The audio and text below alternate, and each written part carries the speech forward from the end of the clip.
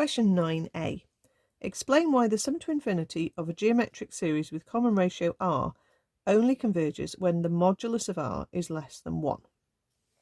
So your sum to n terms from the formula book is the formula Sn is a times 1 minus r to the n over 1 minus r. Okay. If r is not in between minus and 1 and 1, the term you have here is going to keep growing. Okay. If r is in between minus 1 and 1, which is what that symbol means, when you raise a 0 point something number to a big power, it's going to get smaller, not bigger.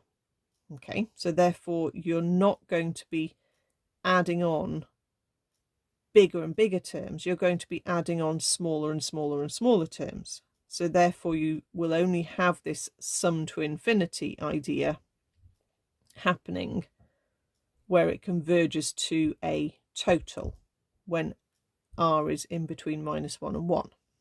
Okay, so let's say when r is in between minus 1 and 1, r to the n will head to 0 as n heads to infinity. The sum hence ends up heading to a over 1 minus r, because the top bracket turns into 1 take away 0, and the individual terms get smaller as n increases rather than growing if modulus r was bigger than 1. Bit of a strange question, because it's not asking you to show where the sum to infinity formula comes from, which is the way it would normally phrase the question, but it's still basically wanting you to point out that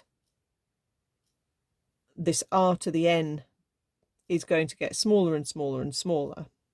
Okay, so your terms are going to get tinier, your sum is going to head to a particular limit rather than growing.